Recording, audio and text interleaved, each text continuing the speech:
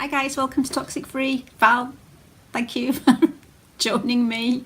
I hate my introductory bits. I never know what to say. I feel like an idiot. But anyway, I am being prompted to do a video today because I watched another video. And this other video, well, you'll probably, if you've watched it, you might know what I'm talking about. And if you haven't, I'm sure you'll do your detective work if you're interested. It was about a video on YouTubers portraying themselves as psychotherapists, helping people when they could be detrimental to the viewer. I didn't agree with this. This person did a video and kind of pulled us all to pieces. No, I just think that those people that do videos are helping, and the people that watch videos know exactly what they're watching and take the bits of help that they need, and the things that relate to them they'll learn from and they'll gain from. They're not just going to, we can't damage anybody, I don't think. But I just found that this person who did this video just downed all the YouTubers. He had it in for us for some reason. I did leave a question. He didn't reply. I left a comment to another question and he replied to that in a bit of a defensive way. Now I found that the question, which would have been quite interesting to know the answer, was he didn't come back at, he didn't reply to. But the comment that he didn't like, he was quite happily come back and answer that one in a bit of a defensive tone, which surprised me. I think that people that do YouTube videos do them because we don't have diplomas. We have them because we have experience, and we like life experience. We've been there, we've done it. We've had the pain, we've got through it, we've got through the other side, and we want to kind of like help everybody else that's starting out on that road of hell and help them through to the other side as well. I don't have any mental health experience, except mental health. I just found it very, I was quite annoyed watching it. He said things like, we enjoy being on camera. I hate looking to the right of that lens. I don't like looking at myself. In fact, I start videos sometimes 5 times because I can't stand the way I look or the way I sound. So no, it's not because I like seeing myself on camera. I just want to help people. He was talking about being trained and doing 2 years and 6 years training and all this lot. I think people that do YouTube videos, we use our life training. I mean, I've been on this earth for 48 years and I've been through hell in a lot of the times. I just think that's a diploma in itself. You don't do just 6 years and then stop training. We continue training every single day. I'm still learning now. I've had another dramatic thing happen to me recently, which there's probably going to be another video. But every single day we're learning, so we don't stop. So it's a daily thing that we pass on to people. So yeah, I just think that people that do YouTube videos are helping. We're not detrimental. We're not pretending to be anybody we're not. Those that don't think we're going to be helpful, those that don't like our videos, they'll just swipe on to the next video. So this brings me to why I've decided to do this video today about a certain thing. I've got credentials and I want to share them, but first I want to thank all my 100+ subscribers, because I never thought I'd get past 20. I really appreciate what you've done. I appreciate all the support, and it's made everything that I've been through more worthwhile. I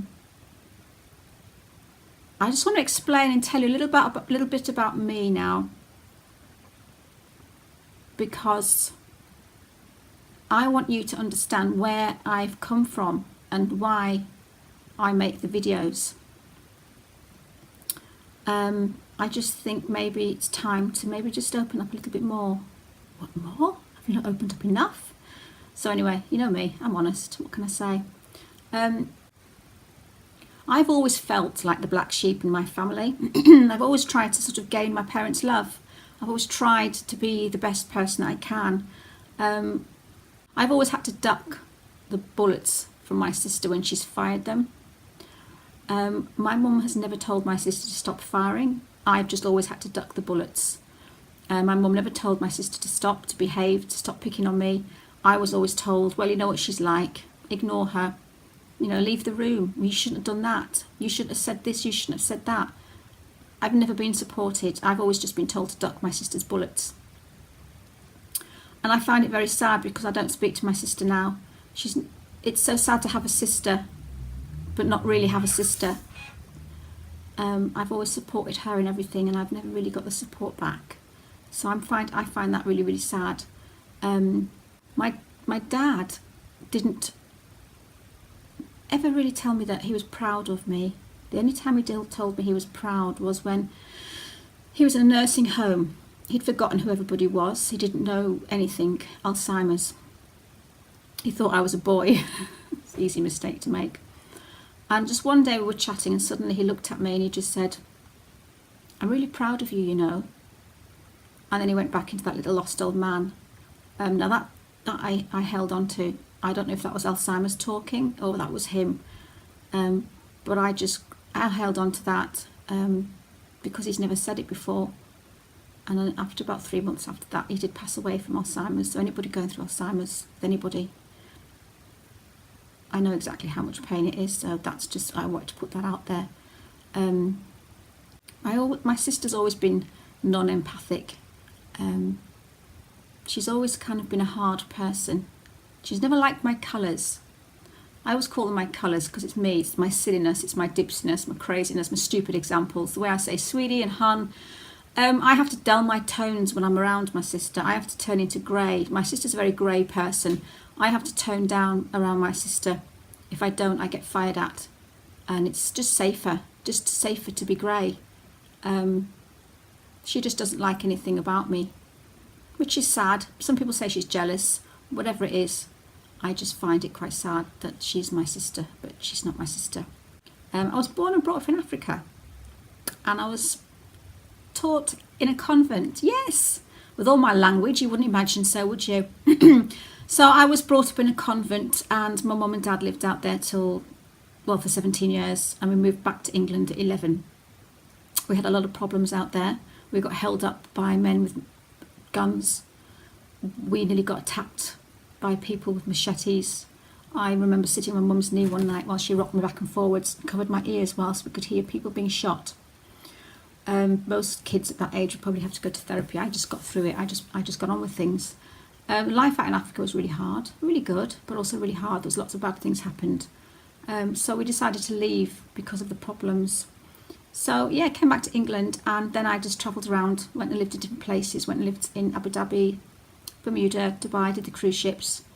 When I lived in Abu Dhabi, it was tough because at one point I was actually homeless, so I squatted in this block of flats at the back end of Abu Dhabi, quite a rough area. And I remember having to go to work every day. I used to get stones thrown at me by the locals. So yeah, and every time I came home from work, there was the kids I had to plough my way through, and these guys would follow me up in the lifts and ride the lifts with me. Very intimidating, very scary. But that was the life I led, and it kind of toughened me up, made me a bit more streetwise, made me very independent. I lived in Oman, worked for the Sultan. I actually made a target of myself there. I didn't do myself any favours for being professional. I worked in a salon, a spa that he owned, and the guys that worked with me were the royal family. They didn't want to work, they didn't need to work. So I was trying to be professional, they didn't like it. So they reported me to the Sultan. Before I knew it, I was being escorted around the place. Having to escort to get my stuff. I was escorted to the airport, escorted to the office to cancel my visa, and escorted on the plane like a convict. That was really bad. So I left Oman like that, like I was a convict. Got home, didn't get the support of my sister and my mum, which was just as bad. Going through all these struggles made me stronger. Having the lifestyle of living in a Muslim country, that they don't really they look down on women. I felt that. I felt that I would walk through the street and be stared at. Not that I was dressed provocative. I just dressed jeans and t-shirt, but it was really hard, really tough. I went through a phase where everywhere I went as well, there seemed to be accidents. I seemed to sort of find death everywhere, and I thought it was me. I actually thought I was the angel of death for a while. It was a really hard time. I don't know what happened. I can't even explain it. I had that episode in Bermuda that I've said about another video. I seemed to kind of like just walk upon drama. Someone passed away of a heart attack in front of me. Somebody died in a car crash. The kid got run over by a truck. was lots and lots of things, and I really blamed myself at one point. I spoke to a therapist about this. I think it's just bad timing of my part, being where I shouldn't have been at the wrong time. But I've been through all that. My first relationship, I was a bet. Yeah, some guy. He was bet by friends that he couldn't sleep with me. And obviously he won the bet. I was 18. I was very young. And he did say at the end of our relationship that he only continued seeing me because why not? Which was lovely. But when we split up, after I found out he was sleeping with Thai prostitutes, he shouted across a crowded bar at me, "Oh, it's okay, I've given her AIDS anyway." He hadn't given me AIDS, but I just found that wasn't nice for your very first sexual relationship, very sexual experience, to have somebody shout across a bar so everybody could hear that he'd given me AIDS.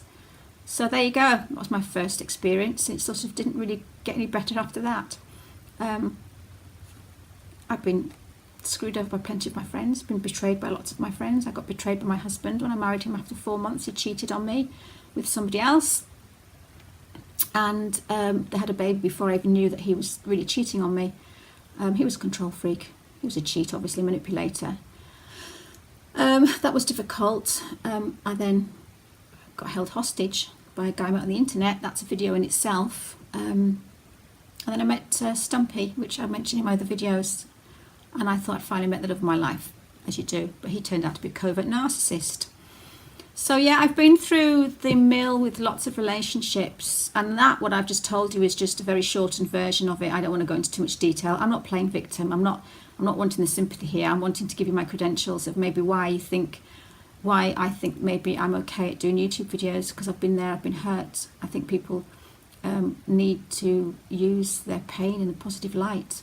I've never felt worthy. I've always wondered why the hell I've been through all this pain. I wondered why I was always at those moments when somebody died. I always wondered why I was always in the wrong place at the wrong time. I always wondered why my friends betrayed me, and I always wondered why I was always hurt and never put first.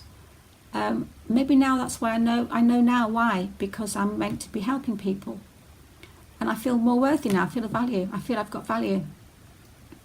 And I think the man who said that the videos are done by people, they shouldn't be doing them because they could be detrimental. I don't think hearing other people's pain is detrimental. I think it helps you to know that you're not alone in this world. The